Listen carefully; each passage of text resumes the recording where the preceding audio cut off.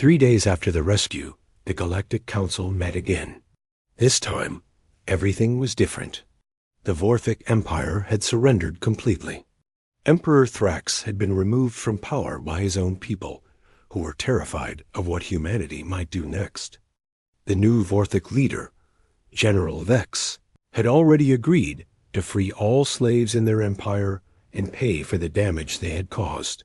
The Zephyri Queen sat quietly in her chair, no longer making the clicking sounds that showed amusement. Her trade empire had been completely shut down for 3 days, and her people were starting to panic. She had learned that humans controlled more of the galactic economy than anyone had imagined. Ambassador Lisa Parker stood at the center of the council chamber. A week ago, she had been coming here to prevent a war between 2 alien races. Now she was here to restructure the entire galaxy. The old way of doing things is over, Lisa announced. For 200 years, humanity has watched and guided from the shadows. We tried to let you learn to live in peace on your own. Some of you did learn, others did not. The representative from the peaceful Kalari, a crystal being named Harmony, spoke in musical tones. Ambassador Parker, we never knew. Humans possessed such capabilities. Why did you hide them? Because we hoped we would never need to use them, Lisa replied. We wanted to be partners, not rulers. We wanted to help, not dominate. President Kate Sullivan appeared on the large communication screen. Behind her, the hidden human fleet was visible through the windows of her office. Hundreds of ships that had been disguised as mining vessels and research stations now hung in space around Earth, their true nature finally revealed. Citizens of the galaxy, Kate began. For 2 centuries, humanity has maintained peace through careful intervention. We prevented wars before they started. We stopped genocides before they could begin. We protected weak species from strong ones. We did all of this quietly, hoping you would eventually learn to protect each other. The Vorthic representative, General Vex, raised one clawed hand. President Sullivan, what happens now? What does humanity want from us?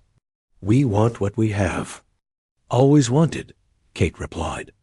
Peace, cooperation, a galaxy where children of all species can grow up safe and happy. Admiral Ben Hughes stepped forward to join Kate on the screen. But we have learned that some of you only understand strength. So we will give you a new set of rules, backed by the power you have seen. The new rules were simple but absolute. No more slavery anywhere in the galaxy. No more attacks on civilian ships or colonies. No more wars of conquest. Any species that broke these rules would face immediate human intervention. We call this the Terran Accord, Hughes explained. Every species in the Council will sign it, or they will leave Council space permanently. One by one, every alien representative agreed to the new rules. They had seen what happened to those who opposed humanity. The Vorthic Empire was now a shadow of its former self, its military completely neutralized. The Zephyri trade network remained shut down, and their economy was collapsing. Dr. Helen Wright's research station had become the new intelligence center for the galaxy. Her screens now openly showed the locations of every military ship and weapon. In Council space, the pretense was over. Everyone knew that humans were watching everything. For the first time in galactic history, Helen announced, we will have complete transparency. Every species will know what every other species is doing. Secret weapons and hidden fleets are no longer allowed.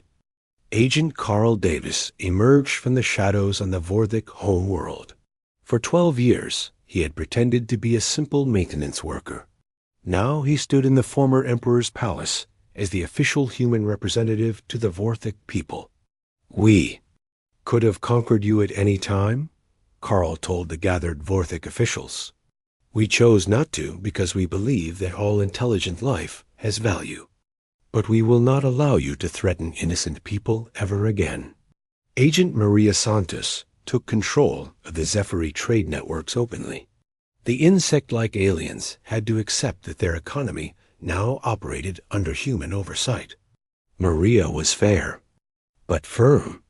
Trade would continue, but it would serve all species, not just the Zephyri. Captain Jake Morrison brought the Unity's hope back to Harmony Point Station. The ship's weapons remained visible as a reminder of what would happen to those who broke the peace. Jake was no longer pretending to be a simple diplomatic captain. He was now the commander of the new Galactic Peace Force. The rescued prisoners from the New Boston were taken to a beautiful new world where they could start their lives over. The colony ship was rebuilt using advanced human technology that had been hidden for decades. The families who had suffered in Vorthic slave camps were given everything they needed to heal and thrive. Lieutenant Amy Foster became the head of the new Human Protection Service. Her job was to make sure that no innocent person of any species would ever be harmed by those in power. She carried weapons and technology that made her nearly unstoppable, but she used them only to protect others. The galaxy learned that humanity's greatest strength was not their amazing technology or their hidden weapons. It was their patience. For 200 years, they had prepared for a war they hoped would never come, while working every day to prevent it. Children of all species began learning about the new reality in their schools. Human teachers appeared on worlds throughout the galaxy, not to rule or control, but to help young minds understand that cooperation was stronger than conflict. On Harmony Point Station, alien children played together under the watchful eyes of human peacekeepers. A Vorthic child and a Kalari child shared toys while their parents talked about trade agreements. A young Zephyri taught human children how to make music with their winged sounds. The galaxy had learned the most important lesson of all. The one rule that kept everyone safe was not just about never crossing humanity. It was about understanding that some people are willing to sacrifice everything to protect others. Humanity had proven that they were not just another species seeking power. They were the guardians who stood between the innocent and those who would harm them. The age of hidden human power was over.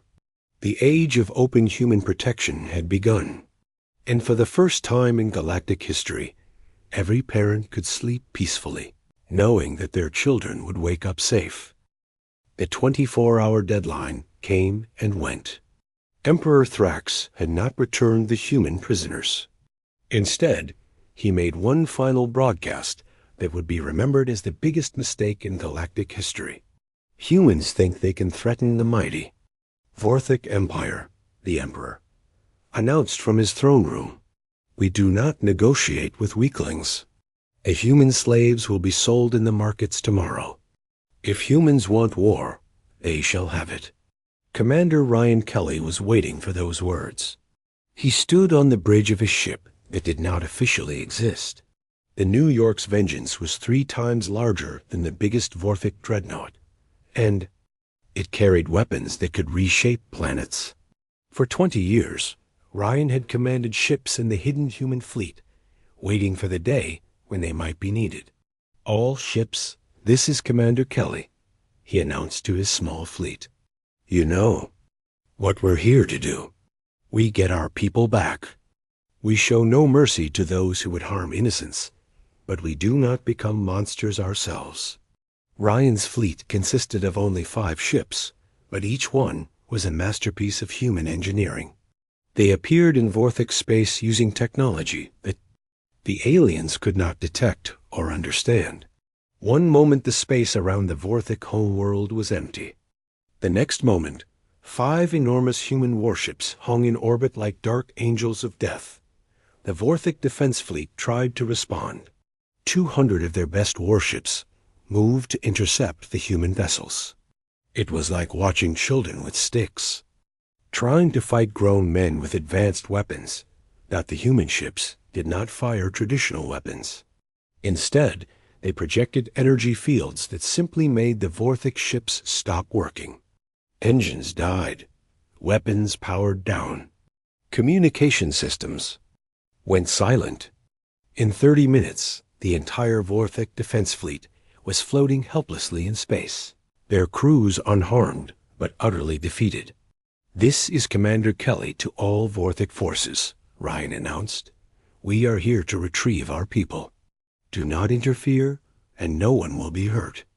On the planet's surface, Agent Carl Davis and his team moved like shadows through the slave compounds where the humans from the New Boston were being held. The Vorthic guards never saw them coming. One moment the guards were at their posts. The next moment they were unconscious on the ground. The rescue was broadcast live across the galaxy, so everyone could see exactly how it was done.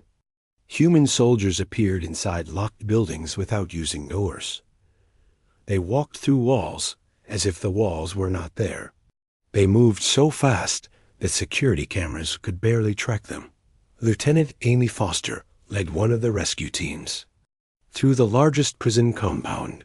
She had been born on a colony world and had joined the human military to protect people like the ones trapped in these cages. When she saw families huddled together in small cells, her anger burned like a cold fire. "Don't be afraid," she told a group of children who had been separated from their parents. "We're here to take you home." The children looked at her in wonder. Amy was wearing armor that seemed to bend light around her, making her look like a ghost made of starlight. She touched the lock on their cage, and it simply dissolved. "How are you doing that?" asked a little boy named Peter. "Magic," Amy said with a smile. "Human magic." But the most shocking moment came when Emperor Thrax decided to make one last stand. He gathered the most important human prisoners in his throne room and threatened to execute them on live broadcast if the human fleet did not retreat. "You have 1 minute to leave our space," the Emperor declared, holding a weapon to the head of an elderly human woman, "or these humans die." Commander Ryan Kelly was watching from his ship in orbit. "Amy, are you seeing this?" "Yes, sir," Lieutenant Foster replied from somewhere inside the palace. "I'm moving to intercept." What happened next became legendary throughout the galaxy. Emperor Thrax was standing in his heavily guarded throne room, surrounded by 50 of his best warriors, when Amy Foster simply appeared behind him. She had been on a rescue ship in orbit 1 second, and the next second she was standing in the throne room as if she had always been there. The Emperor spun around in shock. "Impossible! How did you get in here?" Amy disarmed the Emperor and his 50 guards in less than 10 seconds. She moved so fast that the security cameras could not follow her movements. When she was done, every weapon in the room was in pieces on the floor, and every guard was unconscious. The rule was simple, Amy said, looking directly at the Emperor. "Never cross humanity. You chose to ignore it." She touched a device on her belt, and suddenly every human prisoner in the room vanished, transported instantly to safety aboard the rescue ships. The Emperor was left alone in his throne room, surrounded by his defeated guards and the pieces of their broken weapons. "This is impossible," he whispered. "No one has technology like this." "We do," Amy replied. "We've had it for longer than your empire has existed. We just never saw a reason to use it until now." Within 6 hours, all 50,000 humans from the New Boston had been rescued and transported to safety.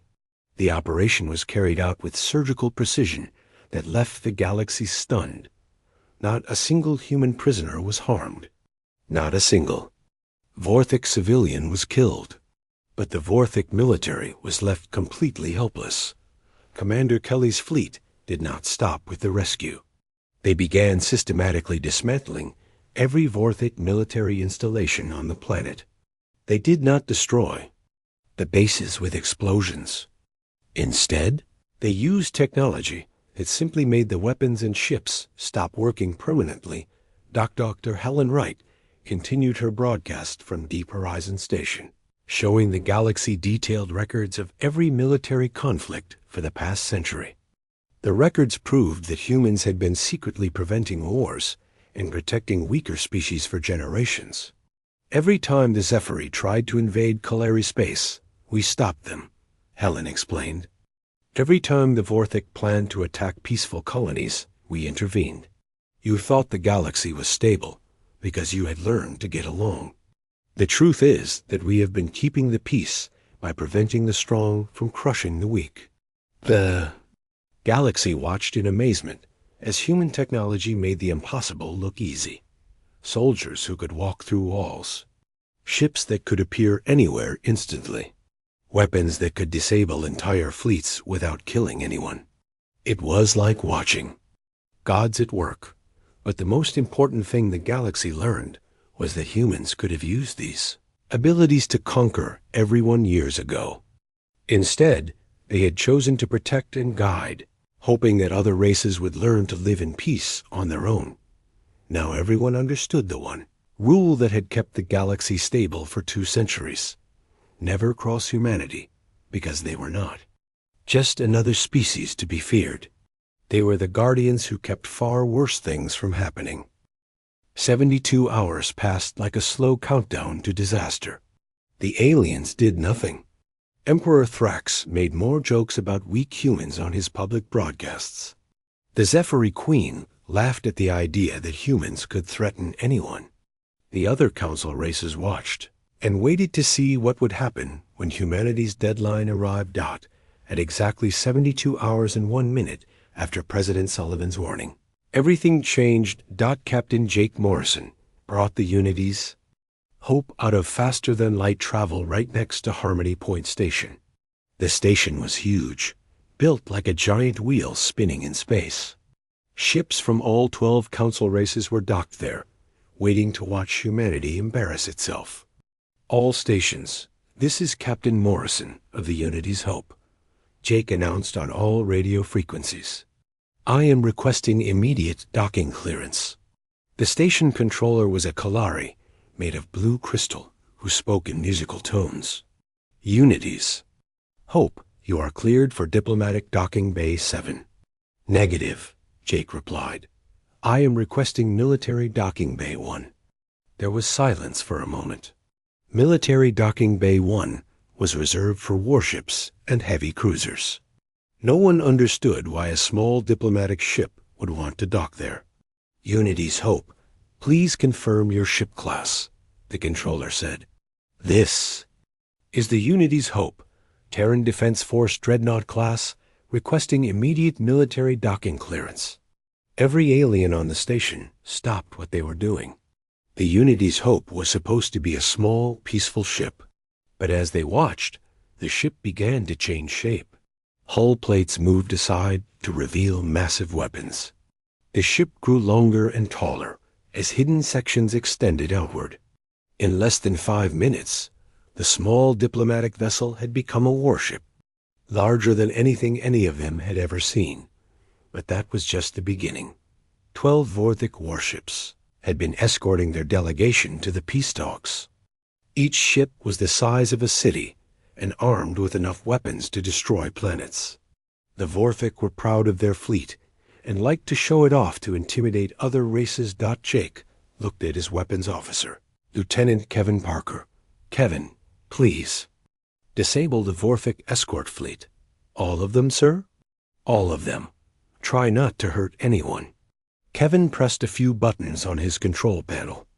Beams of energy shot out from the Unity's Hope and touched each of the 12 Vorthic ships. The beams did not explode or burn anything. Instead, they simply made the Vorthic ships stop working. Their engines went dead.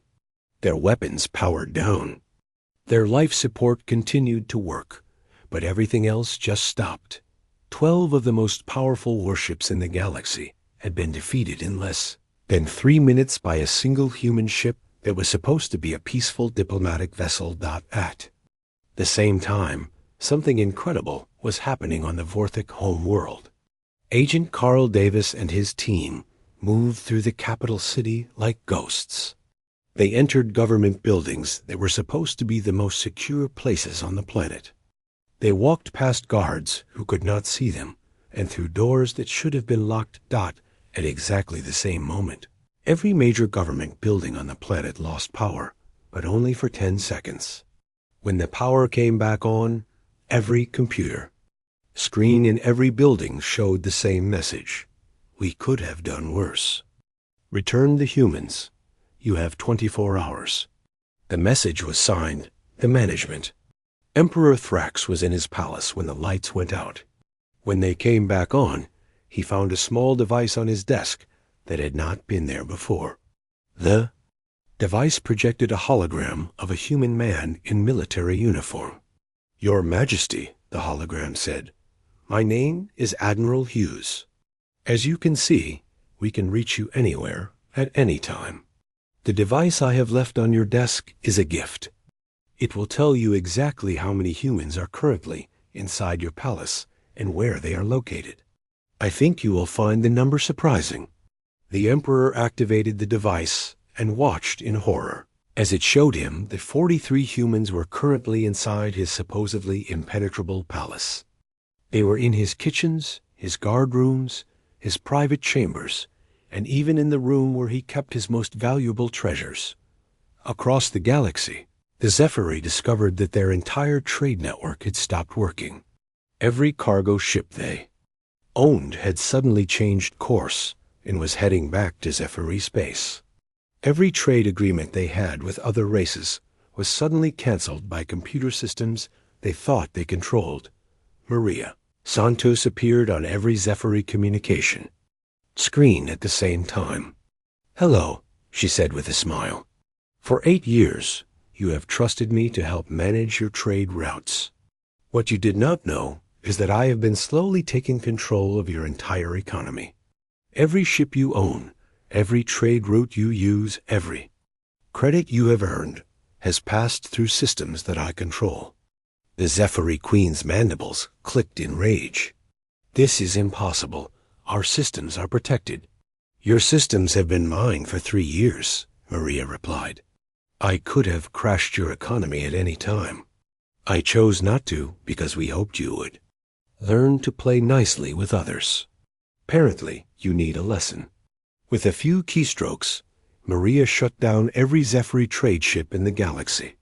The insect-like aliens watched their entire civilization grind to a halt in a matter of hours. Dr. Helen Wright's research station revealed its true purpose. The station had been monitoring every secret military communication in the galaxy for 20 years. She broadcast detailed information about every alien race's military capabilities, their secret weapons, their hidden bases, and their classified battle plans. "For 2 decades, Helen announced to the galaxy, we have been watching you. We know every secret you have. We know every plan you have made. We know where your children go to school and what your leaders eat for breakfast." But the most shocking moment came when Admiral Hughes appeared on every communication screen in the galaxy.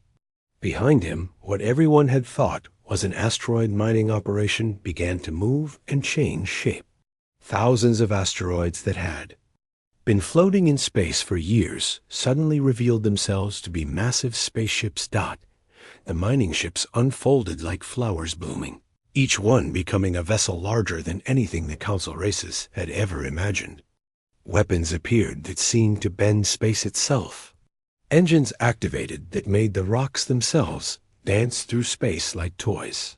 "For 200 years, Admiral Hughes said in the same calm voice that humans always used, we have been pretending to be weak.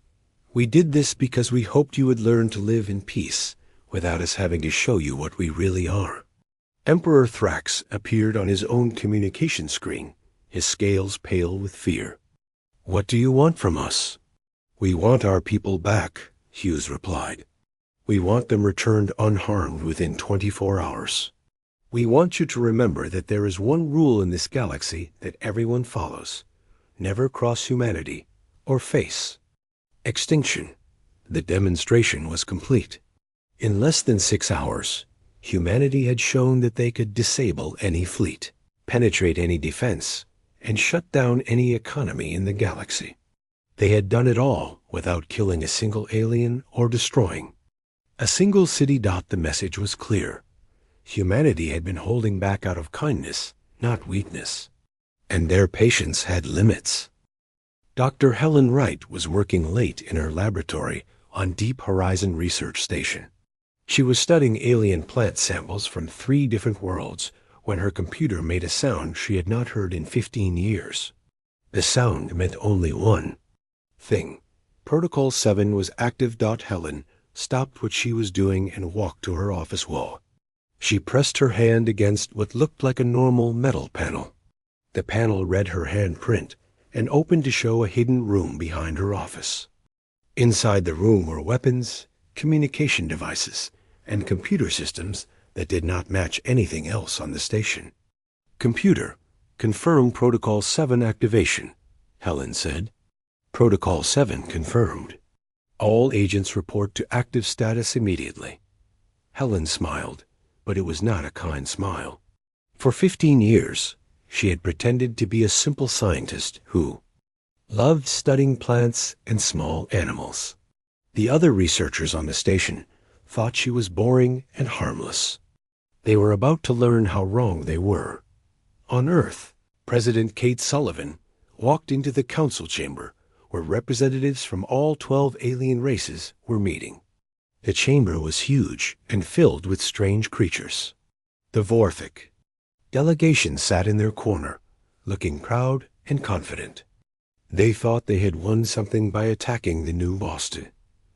"I call for an emergency session," Kate announced. Her voice was calm and steady. Emperor Thrax of the Vorthic stood up. He was twice as tall as any human and covered in thick scales. That could stop bullets. "What does the weak human want to discuss?" he asked with a laugh. "I want to discuss the attack on our colony ship," Kate replied. "You have taken 50,000 of our people. I want them back." The other aliens in the chamber began talking among themselves. The Zephyri looked like giant insects with 4 arms and wings. Their leader, Queen Zeeks, made clicking sounds that meant she was amused. "Your people attacked our ships first," Emperor Thrax said. "We defended ourselves. If humans are too weak to protect their own ships, perhaps they should stay close to their home world." Kate looked directly at the Emperor. "You have 72 hours to return our people unharmed. If you do not, you will face the consequences." The entire chamber erupted in laughter.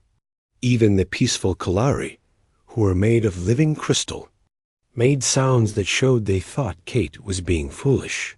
"What consequences?" Emperor Thrax roared. "What can humans do? You have small ships and weak weapons. Your people run from fights like scared children." Kate did not smile. She did not show any emotion at all. "You will see." While the aliens laughed, something was happening across the galaxy that none of them knew about. Agent Carl Davis had been working as a maintenance worker on the Vorthic homeworld for 12 years. Every day, he fixed lights and cleaned floors in government buildings. Everyone ignored him because he looked like just another human worker. But Carl was not just a worker. He had spent 12 years mapping every defense system, every military base, and every important building on the planet. He knew where the Emperor's family lived. He knew how many guards protected each government office. He knew which power plants supplied energy to which military bases. When his hidden communicator activated with Protocol 7, Carl smiled. He sent a message to 20 other humans who worked on the planet.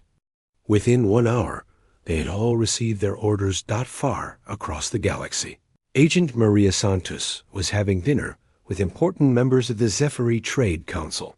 She had been working as a trade coordinator for 8 years, helping the Zephyri manage their shipping routes between different star systems.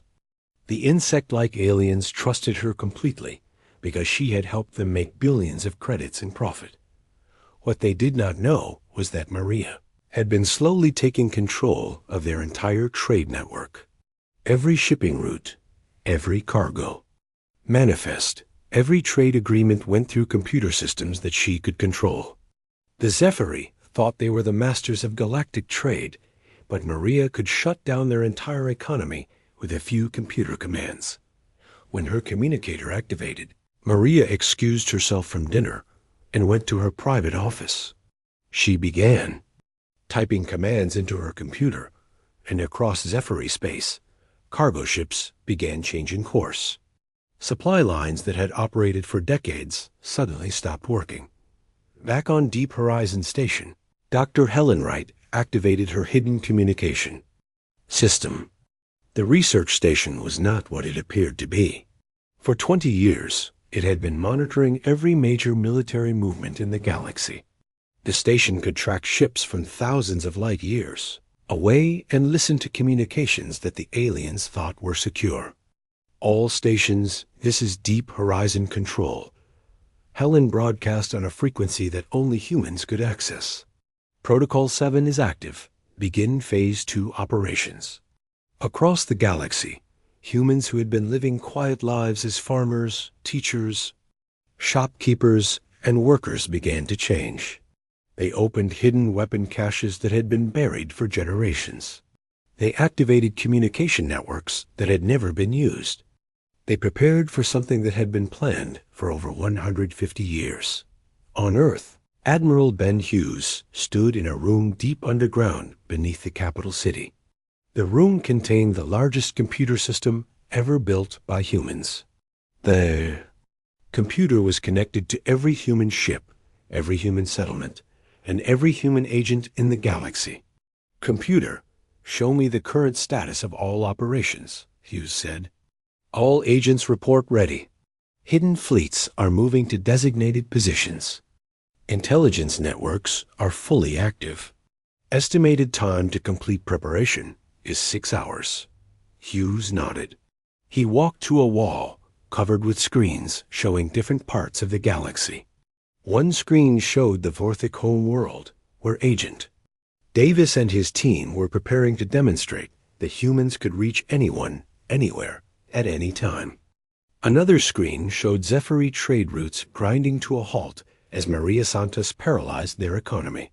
"Sir," said his aide, Lieutenant Colonel Nancy Brown, "the aliens still don't understand what's happening. They think we're bluffing." "They'll understand soon enough," Hughes replied. "For 200 years, we've let them think we were weak. We've hidden our real capabilities because we hoped they would learn to get along without us having to show them what we really are.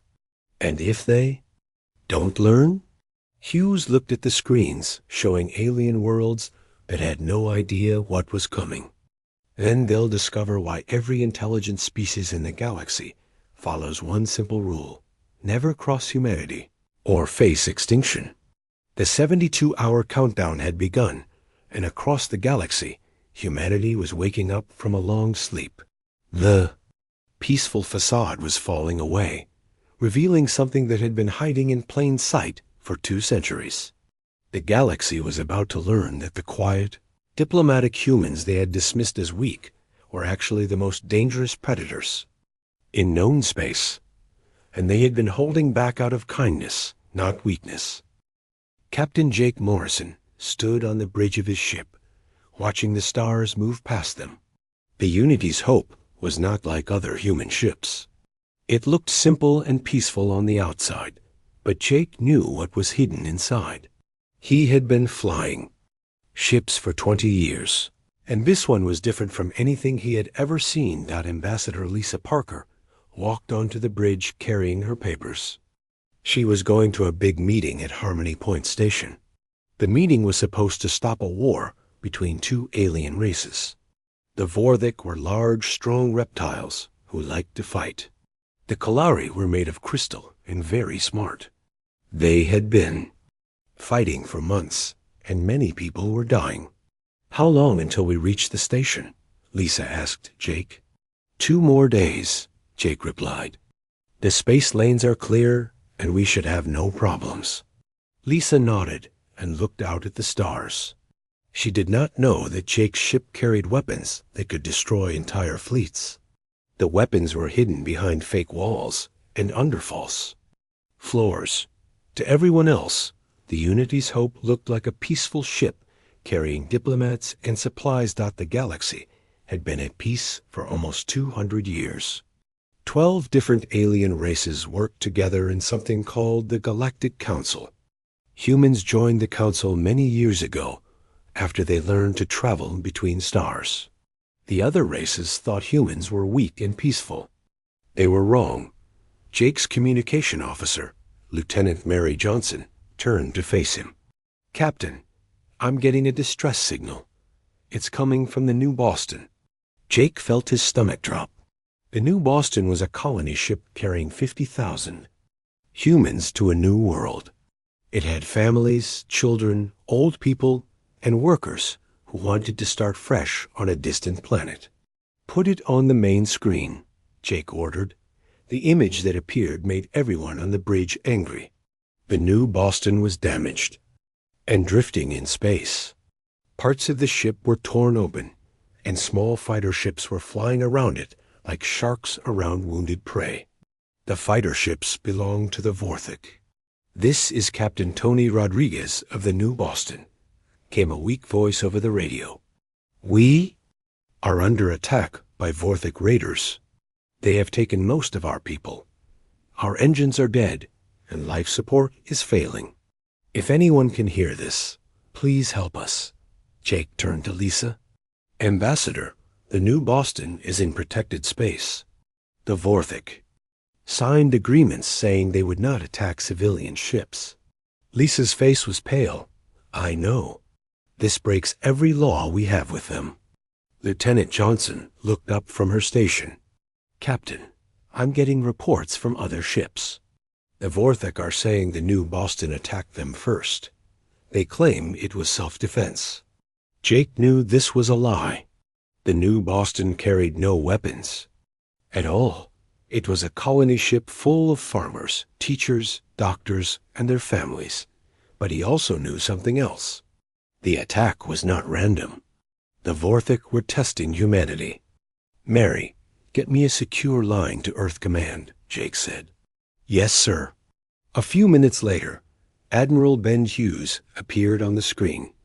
He was an older man with gray hair and calm eyes. Jake had known him for many years and trusted him completely. "Admiral, we have a situation," Jake began. He told Hughes about the attack and the lies the Vorthic were spreading. Hughes listened without saying a word. When Jake finished, the Admiral was quiet for a long moment.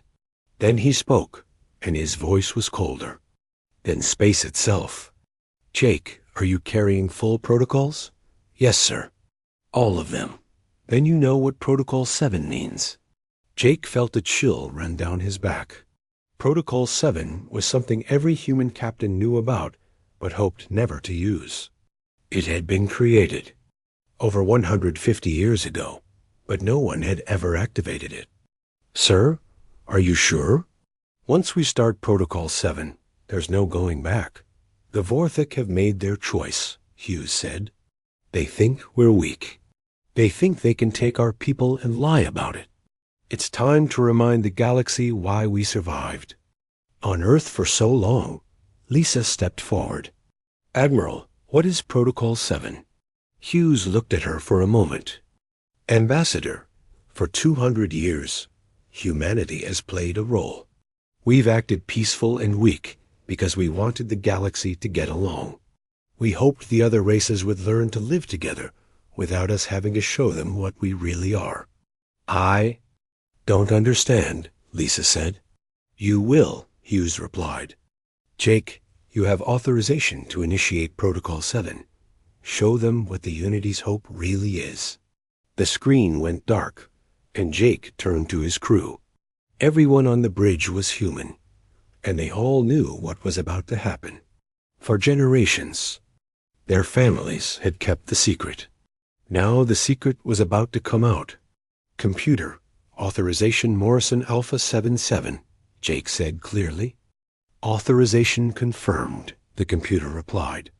"Protocol 7 initiated. All hidden systems coming online." The ship began to change. Walls slid away to show weapon controls that had been hidden for years. The bridge expanded as new stations rose from the floor. Outside, The hull of the ship moved and shifted, revealing massive guns and strange devices that seemed to bend light around them. Lisa watched in shock as the peaceful diplomatic ship turned into something that looked like it could fight an entire fleet. "Jake, what is this?" she whispered. "This is what we really are," Jake replied. "We've been hiding it for so long that we almost forgot ourselves. But some things you never forget. Some things are in your blood." Lieutenant Johnson looked up from her new weapons station.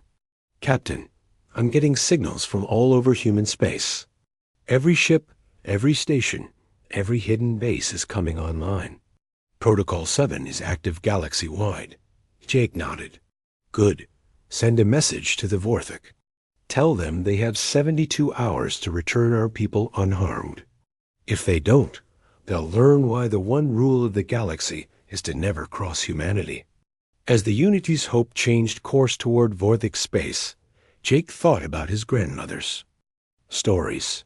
She had told him about the old days on Earth, when humans fought each other with terrible weapons. She said they stopped fighting each other because they found something better to do. They found a galaxy full of people who needed protection, even if those people didn't know it yet. Now the Vorthik would learn what happened when you threatened the people humanity had sworn to protect. They would learn why, after 200 years of peace, there was still one rule that everyone in the galaxy followed: never cross humanity or face extinction.